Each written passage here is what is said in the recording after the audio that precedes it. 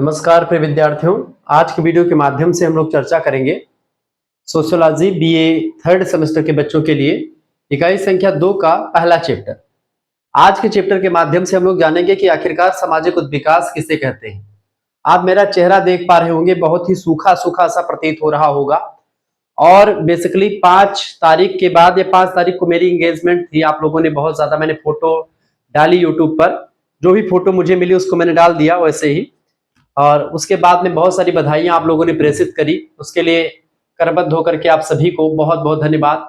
और जिस तरीके से आपने प्यार दिया वही प्यार हमको हमेशा चाहिए और इसी प्रकार से अपना प्यार और दुलार हमेशा बनाए रखिए। फिर उसके 2 दिन बाद या 1 दिन बाद ही मेरी तबीयत इतनी खराब हो गई कि जिसका कोई जवाब नहीं रहा और बहुत ज्यादा तबीयत खराब थी, बट किसी तरीके से रिकवर हो पाया हूँ और अभी भी पूरी तरीके मतलब मैं पूर्णतया स्वस्थ नहीं हूँ। अभी भी जो है आंतरिक बुखार या फिर कुछ चीजें ऐसी हैं जो अंदर हैं, जो कि अभी भी कुछ दर्द वगैरह महसूस होता रहता है। मैं पूर्णतया स्वस्थ अभी भी नहीं हूँ, लेकिन हाँ, आप लोगों के कमेंट्स और आप लोगों के इतना ज्यादा एसएमएस फोन आ गए कि मुझे पढ़ाने के लिए आना पड़ा और थोड़ा बहुत जो भी क्लास में पढ़ा पाऊंगा उसको मैं पढ़ाऊंगा। आज की क्लास है सोशियोलॉजी की समाज शास्त्र बी तृतीय सेमेस्टर का बहुत ही इंपॉर्टेंट टॉपिक जो परीक्षा में हमेशा पूछा आता है, सामाजिक उद्विकास। इकाई संख्या 1 आपकी हो चुकी थी, इकाई संख्या 2 के बारे में हम चर्चा करेंगे। इकाई संख्या 2 में आपके 4 या 5 चैप्टर हैं, उन सभी चीजों को मैं चर्चा करूंगा। अध्याय संख्या 1 में हम चर्चा करेंगे सामाजिक उद्विकास, सोशल एवोल्यूशन के बारे में चर्चा करेंगे। ठीक है, बहुत ही बारीकी के साथ समझने का प्रयास रहेगा। तो सबसे पहले उद्विकास का परिचय प्रस्तावना समझते हैं। ये प्रश्न उद्विकास को लेकर के हमेशा परीक्षा में आता है, चाहे अति लघु उत्तरीय में पूछा जाए, चाहे लघु उत्तरीय में और चाहे दीर्घ उत्तरीय में आए। मतलब कि ये इंपॉर्टेंट ही है, हमेशा आने वाला प्रश्न ही है। तो आपको घबराना नहीं है, किसी प्रकार की कोई दिक्कत नहीं लेनी है। और जो बच्चे परेशान है कि हमारा पेपर ऐसे होने वाला है, पेपर होगा तो हम क्या करेंगे गुरुजी, पेपर को लेकर के आप बिल्कुल निश्चिंत रहें, क्योंकि शुक्ला स्टडी पॉइंट परीक्षा के अंतिम दिनों में एक ऐसी मॉडल पेपर एवं महासंग्राम श्रृंखला लाएगा जिसमें आपकी परीक्षा के लिए सारे के सारे क्वेश्चंस वर्ज कर दिए जाएंगे। आप कुछ भी नहीं पढ़े हैं तो आप हमारा मॉडल पेपर वाली वीडियोस को देख करके जाएंगे तो आप बहुत अच्छा कर पाएंगे। उद्विकास, हाँ, उद्विकास की अगर बात की जाए तो उद्विकास शब्द अंग्रेजी के एवोल्यूशन शब्द से बना हुआ है। किस शब्द से बेटा? एवोल्यूशन शब्द से आया हुआ है, जिसका मूल अर्थ होता है क्रमिक विकास। क्रमिक मतलब एक क्रम से विकास, एक सिस्टम से विकास, तह दर तह विकास, कदम दर कदम विकास। जैसे अगर आपको छत पे जाना है तो एक सीढ़ी होती है, उस सीढ़ी पे आप पहली सीढ़ी चढ़ेंगे, फिर दूसरी सीढ़ी, फिर तीसरी सीढ़ी, इस तरीके से तब जाकर के छत पर पहुंचेंगे। और एक होता है कि लिफ्ट पर बैठ के सीधे पहुंच गए, तो लिफ्ट पर बैठ के सीधे पहुंचना उसको क्रांति कह सकते हैं, उसको विकास कह सकते हैं, लेकिन उद्विकास नहीं कह सकते। उद्विकास एक तिरछी एक सीढ़ी होगी, उसी सीढ़ी पर एक एक कदम चल के आपको जाना पड़ेगा, उसी को उद्विकास कहते हैं। जैसे कि पहले मनुष्य को आपको पता होगा, पहले आप जानते थे मनुष्य एकदम से जैसे निएंडरथल मानो आप लोगों ने नाम सुना होगा, जावा मानो, पेकिंग मानो, ऐसे तमाम प्रकार के आदि मनुष्य हम ही लोग जो थे। हमारी लोगों का स्ट्रक्चर पहले कुछ दूसरे तरीके से था। पूरा पाषाण काल, मध्य पाषाण काल आया, फिर नव पाषाण काल, ताम्र पाषाण युग सभ्यता आई, कांस्य युगीन सभ्यता आई, जो है सब सभ्यताएं विकसित होती गई। और इस तरीके से हमारा जो शरीर है वो होमोसेपियंस टाइप का मानो हम लोग कह सकते हैं अपने आप को। तात्पर्य यह है कि जैसे मनुष्य का विकास जिस तरीके से, पहले मनुष्य क्या करता था, बस केवल भोजन की तलाश में भटकता रहता था।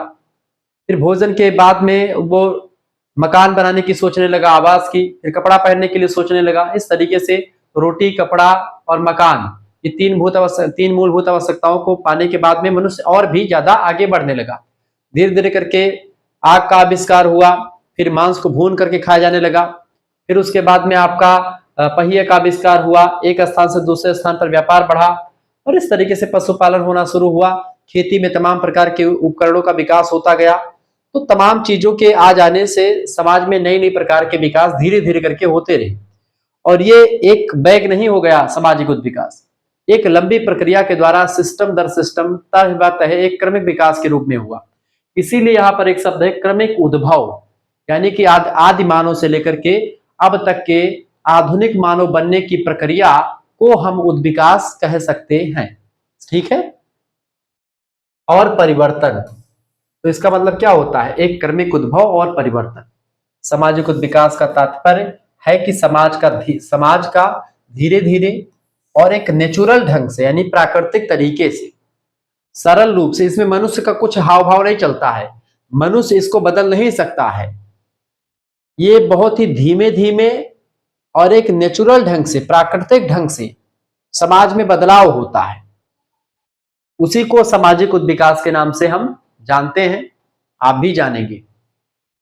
तो सरल समाज से जटिल समाज की ओर क्रमिक परिवर्तन को सामाजिक उद्विकास के नाम से जानते हैं। क्या मैंने कहा? समाज का सरलता से कठिनता की ओर या सरलता से जटिलता की ओर एक क्रमिक विकास समाज में अगर होता है तो उस प्रकार के विकास को सोशल एवोल्यूशन अर्थात सामाजिक उद्विकास के नाम से जाना जाता है। सामाजिक उद्विकास ही होता है, एक क्रमिक विकास होता है। सरल समाज क्या है बेटा? सरल समाज वह समाज है जिसमें मनुष्य के जीवन की आवश्यकताएं बस कुछ ही चीजों की होती है, जैसे कि उसको खाने के लिए कुछ भोजन मिल जाए, उसको पहनने के लिए कुछ वस्त्र मिल जाए, उसको रहने के लिए मकान मिल जाए। ये चीजें एक सरल समाज की द्योतक हैं, सरल समाज को इंडिकेट करती है, प्रदर्शित करती है। जबकि जो जटिल समाज होता है, जैसे आज का समाज है भौतिकवादी समाज, जिस समाज में ना केवल रोटी कपड़ा मकान बल्कि जीवन की तमाम प्रकार की ऐसी आवश्यकताएं हैं, और चूंकि मनुष्य अनंत इच्छाओं का स्वामी है, जैसे जैसे मनुष्य का ज्ञान चक्षु बढ़ता जाता है वैसे वैसे मनुष्य की इच्छाएं भी बढ़ती जाती है। मनुष्य उन्हीं इच्छाओं की पूर्ति के लिए तमाम प्रकार के गलत कर्म भी करता है कभी कभी, और अच्छे कर्म करने से आप देखते हैं कि बहुत सारी इच्छाएं पूरी नहीं हो पाती। ऐसे में लोग बहुत सारे गलत कर्म भी करते हैं, लेकिन जो अच्छे कर्म करते हैं उनको देर में सफलता मिलती है, लेकिन मिलती जरूर है। भगवान के घर देर है, अंधेर बिल्कुल भी नहीं है। आप एक बैग अगर कोई चीज पा जाते हैं तो उसको गिरते वक्त भी बहुत ज्यादा समय नहीं लगता है। इसीलिए एक ठोस आधार तब बनता है जब आप एक सही तरीके से धन अर्जन करते हैं। तो तात्पर्य यह है कहने का कि सरल समाज में बस रोटी कपड़ा मकान की आवश्यकता होती है और जटिल समाज में तमाम प्रकार की आवश्यकताएं बढ़ती जाती हैं। तो पहले हमारी आवश्यकताएं कम थी, इसीलिए पहले का समाज सरल था। आज की आवश्यकताएं बढ़ गई, इसीलिए जटिल समाज है। तो यही हुआ है, सरल समाज से जटिल समाज की ओर, यानी कि सामाजिक विकास में क्या होता है, समाज सरलता से जटिलता की ओर परिवर्तित होता है। एक विशेषता भी है इसकी। तो वही यहां पर कह रहा है कि सरल रूप से जटिल रूप की ओर क्रमिक परिवर्तन को सामाजिक विकास कहते हैं। तो समझ में आ रहा होगा। या केवल विकास यानी डेवलपमेंट नहीं होता, केवल विकास को हम उद्विकास नहीं कहते, बल्कि स्वाभाविक प्रगति होती है, एक प्रोग्रेस होता है समाज का जो धीरे धीरे होता है, जिसपे मनुष्य का कोई हक नहीं होता है, इसपे प्राकृतिक रूप से होता है, नेचुरली होता है। और प्रत्येक समाज में उद्विकास हुआ है। जैविक सा विस्तार होता है, एक जिस तरीके से जीवन का विस्तार हो, जिस तरीके से मनुष्य पैदा हुआ, जिस तरीके से जैविक उद्विकास। जैविक उद्विकास का सिद्धांत किसने दिया है बेटा? समझने का प्रयास करें। जैविक उद्विकास, जैविक उद्विकास का सिद्धांत दिया है डार्विन महोदय ने। डार्विन का पूरा नाम है चार्ल्स डार्विन, यहां पर ये वाला नहीं, बा नहीं रहेगा, मतलब कि वाह ही रहेगा। चार्ल्स डार्विन की अगर बात की जाए तो इन्होंने जैविक उद्विकास की बात करी। इन्हीं के सिद्धांतों को ही समाज पर लागू किया किसने? हर्बर्ट स्पेंसर ने। इसीलिए सामाजिक उद्विकास का सिद्धांत इनके सिद्धांत को कहते,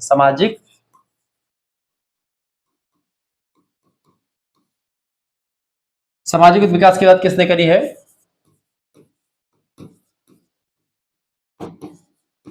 हर्बर्ट स्पेंसर। हर्बर्ट स्पेंसर की अगर बात की जाए, इन्होंने समाज को क्या कहा?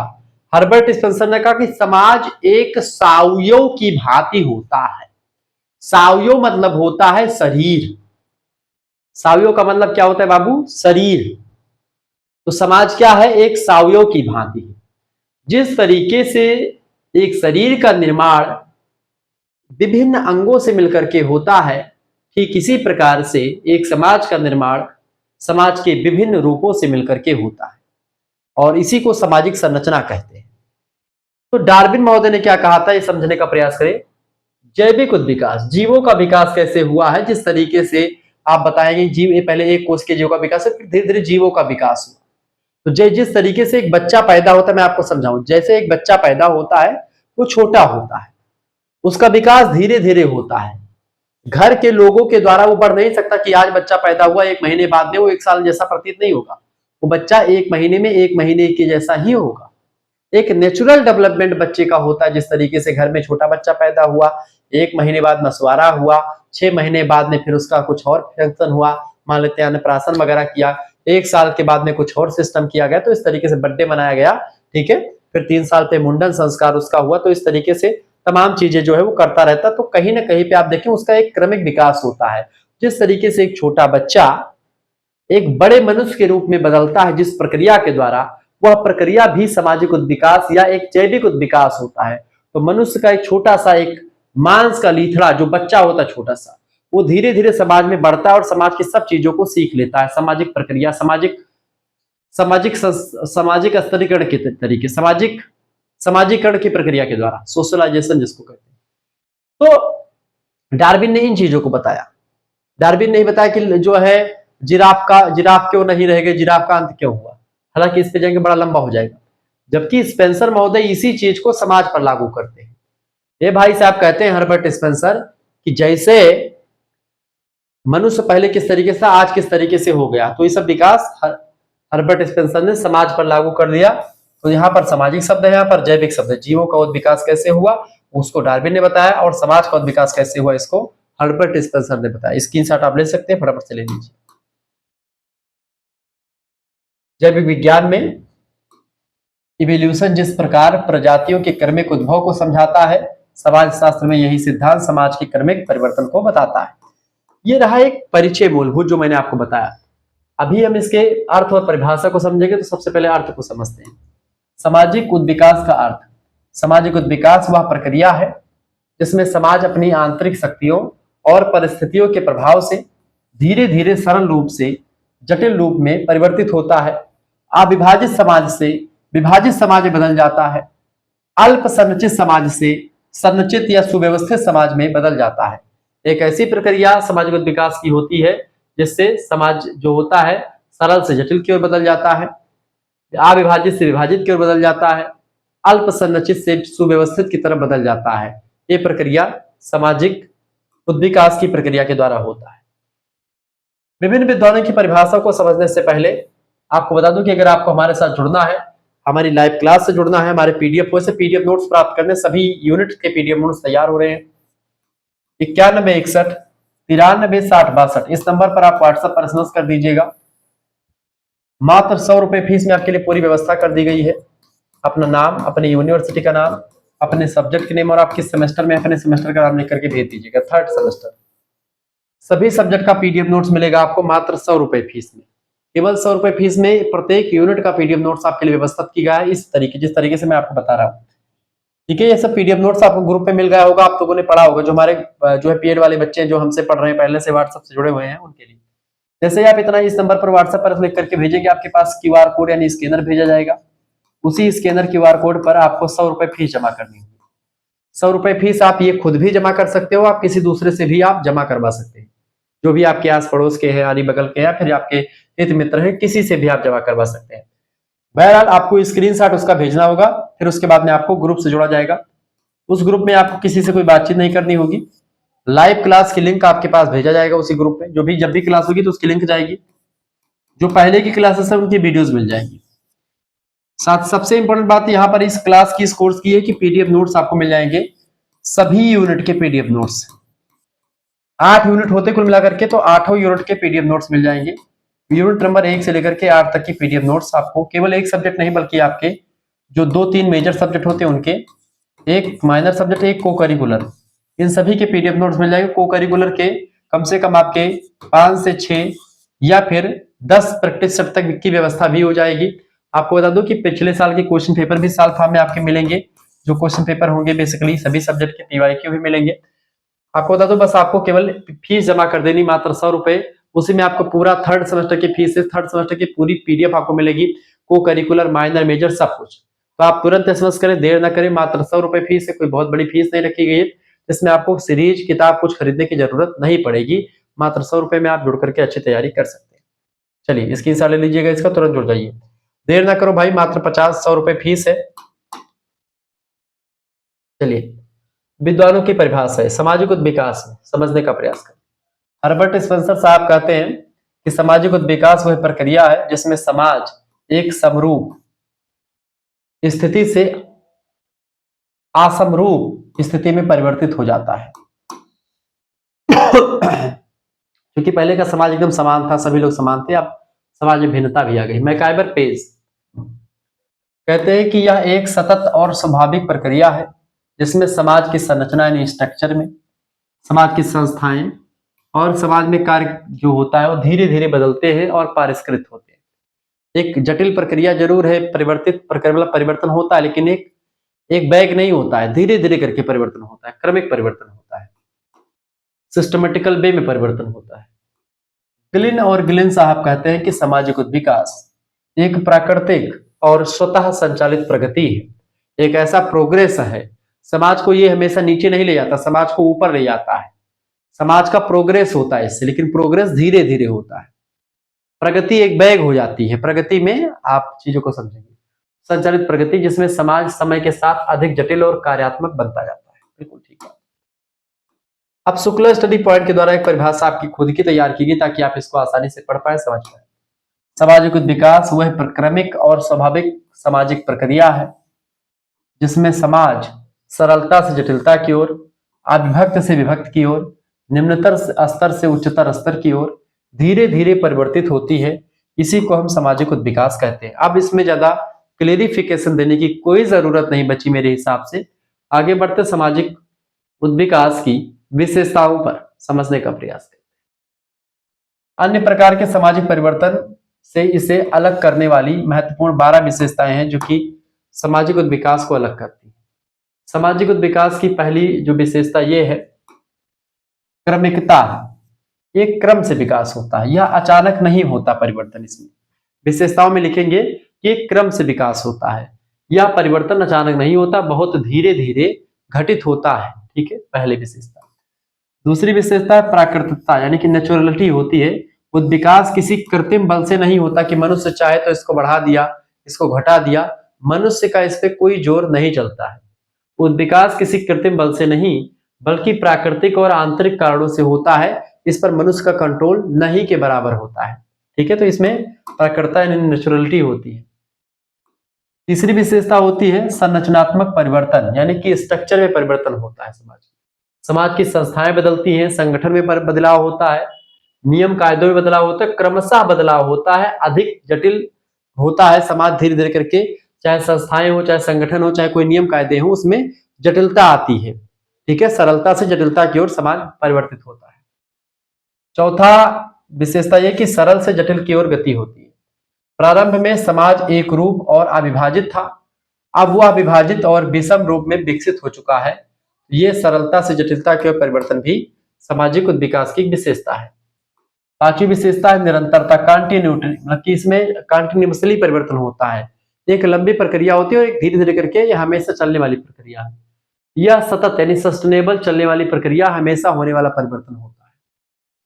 छठा विशेषता सार्वभौमिकता है, यूनिवर्सलिटी होती है यानी कि सभी समाजों में सामाजिक विकास होता है, किसी एक समाज में नहीं। सभी समाज, चाहे प्राचीन समाज हो चाहे आधुनिक समाज हो, ये सभी समाज सामाजिक विकास की प्रक्रिया से ही गुजरे हैं। ठीक है। सातवीं विशेषता दिशा नियत की यानी कि डायरेक्शनल, यानी यह हमेशा उन्नति की ओर ले जाती है, पीछे नहीं लौटती, हमेशा प्रोग्रेस करवाती है, आपको हमेशा प्रोग्रेस की ओर अग्रसर करती, नीचे नहीं ले जाती। आठवीं विशेषता है आत्म प्रेरित, यानी कि समाज अपनी अंतः शक्तियों के कारण से बदलता रहता है। यहाँ पर ये खुद ही मोटिवेट होकर के समाज बदलता है। पर्यावरण अनुकूलन, प्रकृति और परिस्थितियों के अनुरूप समाज का ढलना, तो प्रकृति और परिस्थिति जैसी होती है उसी अनुसार समाज धीरे धीरे बदलता रहता है। 10वीं विशेषता है कार्यात्मक विभाजन, कार्यों का विभाजन और विशेषज्ञता इससे बढ़ती है। प्रगतिशीलता यानी कि ज्ञान, तकनीकी और संस्थाओं में लगातार सुधार ही होता जाता है सामाजिक विकास। जैविक समानता यानी कि जैविक विकास की तरह धीरे धीरे और पीढ़ियों में भी इसका विकास होता है। जैसे जैविक विकास होता है उस तरीके से सामाजिक विकास भी बहुत धीरे धीरे और क्रमिक विकास के रूप में होता है। सामाजिक विकास के प्रमुख सिद्धांत की अगर बात की जाए तो एक सिद्धांत है एक रेखीय सिद्धांत। हर्बर्ट स्पेंसर साहब, अगस्त काम्टे, मार्गन, ये सभी लोग समाज को समान चरणों में से गुजरते हैं। खास करके जैसे आदिम समाज पहले रहा, आदिम समाज के बाद में फिर कृषक समाज बना, कृषक समाज से फिर औद्योगिक समाज आज का समाज बन गया। इस तरीके से 3 पीढ़ियों में या 3 तरीके से समाज, पहले का समाज कैसा था, आदिम जाति वाला समाज था, फिर कृषि लोग करने लगे, फिर उसके बाद में आज उद्योगों पर टिका हुआ समाज बन चुका है। ये हर्बर्ट स्पेंसर, काम्ट और मार्गन कहते हैं। दूसरा समाज होता है बहुरेखीय, वो तो रहा एक रेखीय था, बहुरेखीय। जूलियस स्टुअर्ट नाम के विद्वान है, उन्होंने कहा कि समाज का विकास बहुरेखीय होता है। सभी समाज एक जैसी राह नहीं अपनाते हैं, उनके विकास के कई मार्ग होते हैं। ठीक है, तो होता है बहुरेखीय, कई मार्ग। अगला है आपका चक्रात्मक सिद्धांत, खास करके ओसवाल्ड स्पेंगलर नाम के विद्वान है वो, और टाइनबी, इन लोगों ने उत्थान और पतन चक्र के रूप में चलते हैं। कहा कि भाई जैसे मान लेते हैं एक साइकिल में समाज का परिवर्तन होता है। जैसे मान लेते हैं आज ठंडी है तो फिर ठंडी है, फिर गर्मी आएगी, गर्मी के बाद फिर से ठंडी आएगी, अब गर्मी के बाद बरसात आएगी, बरसात के बाद फिर ठंडी आएगी। इस तरीके से ठंडी गर्मी बरसात, ठंडी गर्मी बरसात, इस तरीके चलता रहेगा ये साइकिल। ठीक है, अगला सिद्धांत है, अगला जो है सिद्धांत वो है जैविक सिद्धांत। स्पेंसर महोदय कहते हैं कि समाज एक जीवधारी की तरह है जिसमें अवयवों का विभेदन और समन्वय होता है। अवयव माने जो शरीर में जो तमाम प्रकार के अंग होते हैं, उसी तरीके से समाज में भी तमाम सारे अंग होते हैं, उन्हीं में समन्वय और विभेदन होता है। सामाजिक विकास की अवस्थाओं की बात की जाए तो कई अवस्थाएं हैं। सामाजिक विकास की पहली अवस्था कहती है आदिम या शिकारी अवस्था। पहले का मनुष्य कैसा था, प्राथमिक समाज जो था, प्राचीन समाज, वहां पर क्या था, मनुष्य घुमंतु था, घुमंतु जीवन व्यतीत करता था, एक स्थान पर नहीं रुकता था, अलग अलग जगहों पर जाता था, चारे पानी की खोज में भ्रमण करता रहता था। फिर शिकार करने लगा और फिर शिकार का संग्रह भी करने लगा। इस तरीके से आदिम या शिकारी अवस्था ये होती है। फिर मनुष्य की आती दूसरी अवस्था, पशुपालक अवस्था। फिर मनुष्य ने पशुपालन सीखा, उसके अंदर जानवरों को पालना शुरू किया और जानवरों को पालने के बाद में उनसे दुग्ध उत्पादन भी शुरू करवा दिया।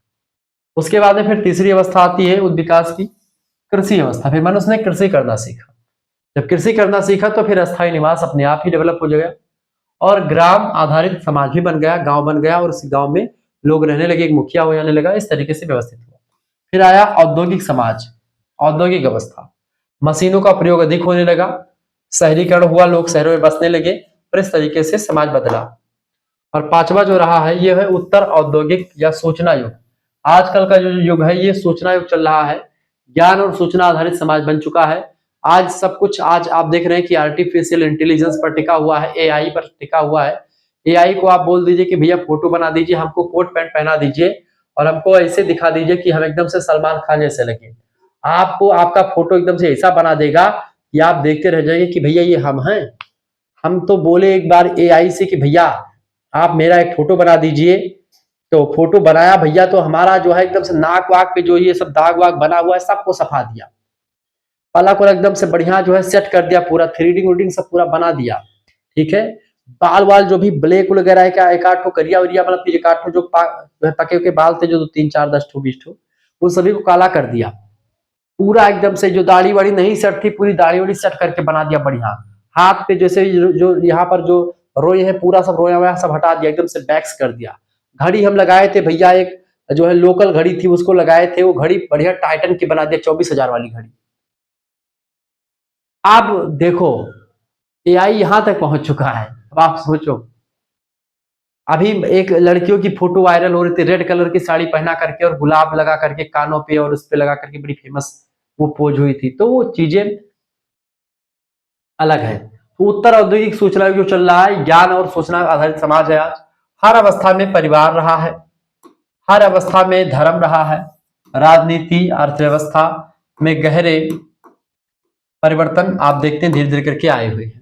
तो ये परिवर्तन जो है समाज की तमाम अवस्थाएं, ये अवस्थाएं जो है सामाजिक विकास की अवस्थाएं हैं, इनमें परिवर्तन हुआ है।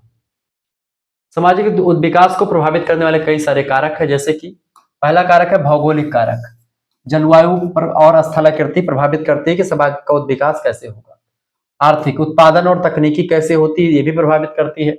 सांस्कृतिक कारकों में मूल्य, जो जैविक मूल्य हैं, सामाजिक मूल्य हैं, जो परंपराएं हैं, ट्रेडिशंस हैं, वो भी प्रभावित करती है कि समाज में अब जो है विकास कैसे होता है। राजनीतिक अगर मैं फैक्टर्स की बात करूं तो शासन प्रणाली भी सामाजिक विकास को लेकर के जिम्मेदार रहती है। वैज्ञानिक और तकनीकी की बात की तो आविष्कार और औद्योगिक क्रांति ने समाज को इस तरीके से बदला है जिसका कोई जवाब नहीं। जनसांख्यिकीय कारक भी है जो प्रभावित करता है सामाजिक विकास को। जनसंख्या का घनत्व कैसा है, आयु और संरचना, इन सभी के द्वारा प्रभाव पड़ता है, फर्क पड़ता है। भारतीय परिप्रेक्ष्य में अगर देखें सामाजिक विकास को तो पहले वैदिक युग आप देखते हैं था, पशुपालन और कृषि का विकास था वैदिक युग में। वेदों जब वैदिक युग चल रहा था उस समय कृषि लोग करना जानते थे, पशुओं को पालते थे, ठीक है। गाय, जिसके पास जितनी गाय होती थी वो उतना अमीर माना जाता था। फिर आया मौर्य और गुप्त का युग काल। इसमें क्या हुआ, शहरीकरण पर जोर दिया गया, शहर बसे, शिक्षा संस्थान तमाम सारे, नालंदा, तमाम प्रकार की यूनिवर्सिटी खुली। फिर मध्यकाल आया जिसमें मुगल आक्रांता आए, सांस्कृतिक समन्वय हुआ, यहाँ पर मुस्लिम संस्कृति आई, हूड, यमन, तमाम प्रकार के आक्रांता आए। उन सभी की संस्कृतियां भारत के लोगों ने सीखी, भारत के लोगों की संस्कृति उन लोगों ने सीखी। इस तरीके से सांस्कृतिक समन्वय हुआ। फिर आया औपनिवेशिक काल जिसमें इंग्लैंड के लोग आए, यानी कि जो औपनिवेशिक कंपनी, जो तमाम सारी जो है यूरोपीय कंपनीज आई, उनका आगमन शुरू हुआ और आधुनिक शिक्षा यहाँ से आई, मॉडर्न एजुकेशन आया, तमाम सारे उद्योग खोले गए, रेल का विकास हुआ लाल डलहौजी के काल में, तमाम सारी चीजें हुई। फिर उसके बाद में भारत स्वतंत्र होता है, स्वतंत्रता का युग आता है, लोकतंत्र की स्थापना होती है, पंचवर्षीय योजनाएं चलाई जाती हैं, हरित क्रांति आती 1967-68 में, जिससे चावल का उत्पादन और गेहूं का उत्पादन बहुत बढ़ता है, सूचना युग आजकल आ चुका है। तो कहीं ना कहीं पे सब चीजें आई भारतीय परिप्रेक्ष्य में। यह संपूर्ण क्रम भारतीय समाज के विकास का उत्कृष्ट उदाहरण के रूप में आप ले सकते हैं। इस तरीके से समाज भारत का विकास हुआ, सामाजिक विकास ही। सामाजिक विकास का महत्व भी है।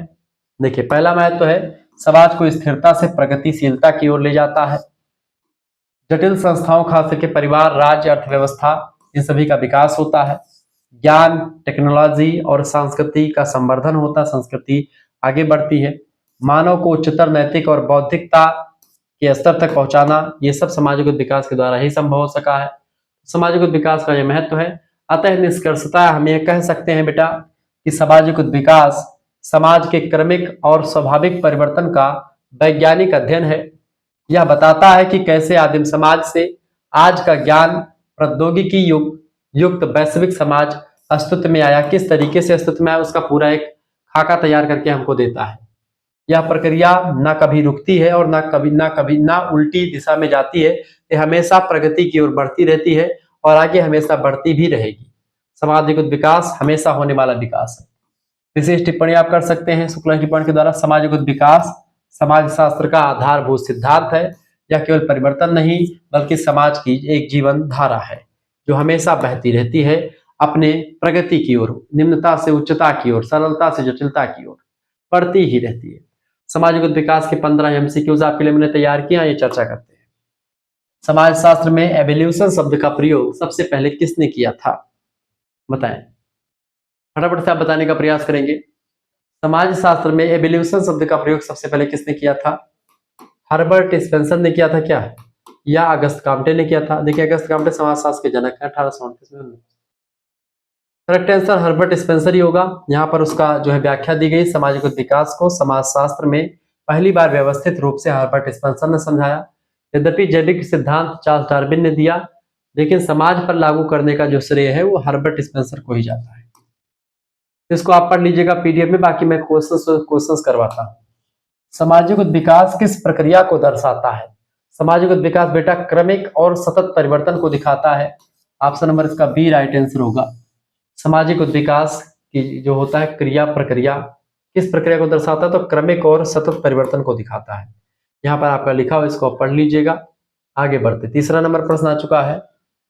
सर्वाइवल ऑफ द फिटेस्ट का सिद्धांत किसने प्रस्तुत किया? इस सिद्धांत को प्रस्तुत किया हर्बर्ट स्पेंसर साहब ने। हालांकि जैविक स्तर पर यह विचार डार्विन से जुड़ा हुआ है, लेकिन समाज पर इसे हर्बर्ट स्पेंसर ने लागू किया, सामाजिक विकास का सिद्धांत। सामाजिक विकास का मुख्य आधार कौन सा है, इनमें से बताएं। तकनीकी प्रगति, प्राकृतिक चयन, सांस्कृतिक विकास, या उपरोक्त सभी। करेक्ट आंसर क्या हो जाएगा? उपरोक्त सभी इसका राइट आंसर हो जाएगा। जिन बच्चों ने उपरोक्त सभी लगा करेक्ट आंसर। पांचवा प्रश्न, किस पुस्तक में स्पेंसर ने समाज को सजीव शरीर सोशल ऑर्गेनिज्म कहा और कहा कि समाज एक सावयव की भांति होता है? किस पुस्तक में कहा? आप किसने कहा बेटा, आप मतलब कि किसने कहा प्रिंसिपल्स ऑफ सोशियोलॉजी नाम की पुस्तक है, उसी पुस्तक में उन्होंने कहा। देखिए first principle, man versus state, social statics, ये सब पुस्तकें इन्हीं की हैं। प्रिंसिपल्स ऑफ सोशियोलॉजी 1876 में प्रकाशित पुस्तक है, उसी में समाज को जीवित शरीर की तरह बताया इन्होंने। छठा प्रश्न है, उद्विकास की वह विशेषता है, उद्विकास की वह विशेषता कौन सी है जो इसे क्रांति से अलग करती है? तो ये धीरे धीरे होने वाला बदलाव है, यही अलग करती है, क्योंकि क्रांति तेज गति से होती है, अचानक होती है, हिंसक परिवर्तन भी क्रांति होती है, तत्काल परिणाम भी क्रांति का निकलता है, लेकिन उद्विकास का परिणाम बहुत लंबे समय पे निकलता है। सातवां प्रश्न है, किसने समाज को सुपर ऑर्गेनिज्म कहा? सुपर ऑर्गेनिज्म हर्बर्ट स्पेंसर साहब ने कहा था समाज को। ऑप्शन नंबर इसका बी करेक्ट आंसर हो जाएगा। एक जीवित तंत्र जिसमें अंगों यानी संस्थाओं का परस्पर सहयोग होता है, उसी को सोशल ऑर्गेनिज्म कह सकते हैं। सामाजिक विकास को कौन सा कारक सबसे अधिक प्रभावित करता है? सामाजिक विकास को पर्यावरण, जनसंख्या और टेक्नोलॉजी, ये सब प्रभावित करते हैं। ऑप्शन नंबर इसका डी लगा दीजिएगा। उपरोक्त सभी कारक प्रभावित करते हैं सोशल एवोल्यूशन को। नौवां प्रश्न आ चुका है, स्पेंसर के अनुसार, हर्बर्ट स्पेंसर के अनुसार समाज का विकास किन अवस्थाओं से होकर के गुजरता है? यांत्रिक से जैविक नहीं, सैन्य से औद्योगिक नहीं,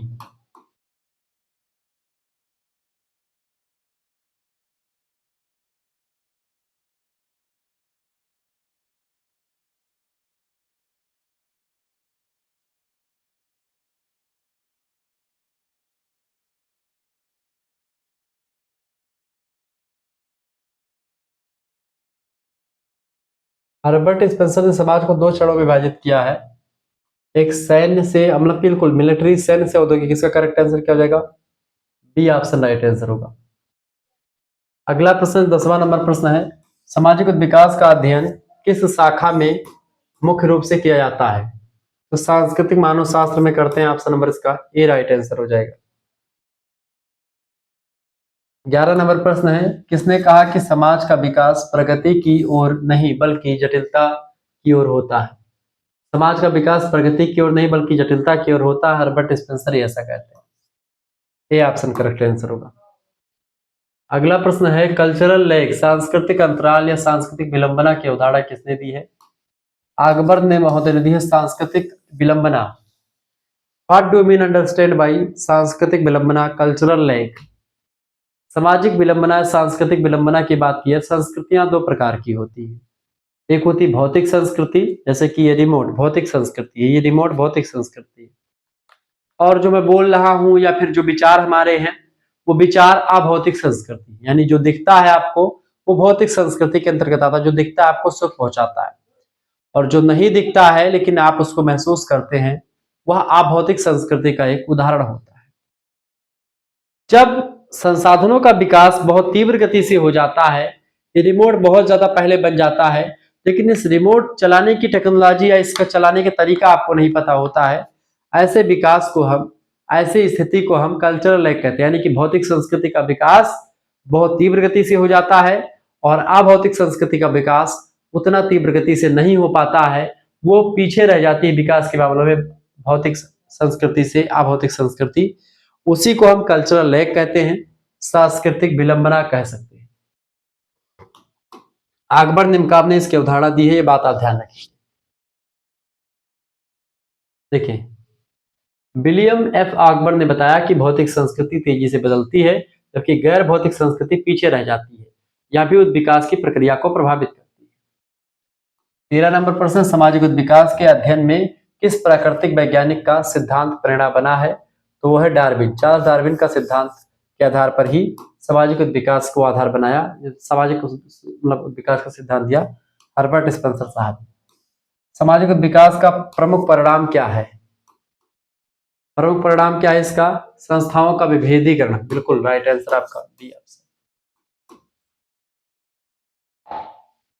15 नंबर क्वेश्चन आ चुका, सामाजिक विकास की प्रक्रिया को सबसे अधिक किसने विस्तार से समझाया है? तो हर्बर्ट स्पेंसर ने सामाजिक विकास की प्रक्रिया को सबसे विस्तार समझाया है। इस तरीके से आप लोगों ने समस्त प्रश्नों को समझ लिया। मिलेंगे बेटा हम नेक्स्ट वीडियो में चैप्टर नंबर 2 के साथ, यूनिट नंबर 2 चैप्टर नंबर 2, जिसमें हम चर्चा करेंगे सामाजिक विकास के बारे में, सोशल डेवलपमेंट के बारे में, और इसी चैप्टर में हम सामाजिक विकास और सामाजिक उद्विकास के बीच में क्या डिफरेंस है, what is different between social evolution and social development. मिलते हैं नेक्स्ट वीडियो में, तब तक के लिए जय हिंद जय भारत। आप सभी का बहुत बहुत धन्यवाद हमारे साथ जुड़ने के लिए। इसी प्रकार से अपना प्यार दुलार हमेशा बनाए रखिए। बहुत बहुत धन्यवाद।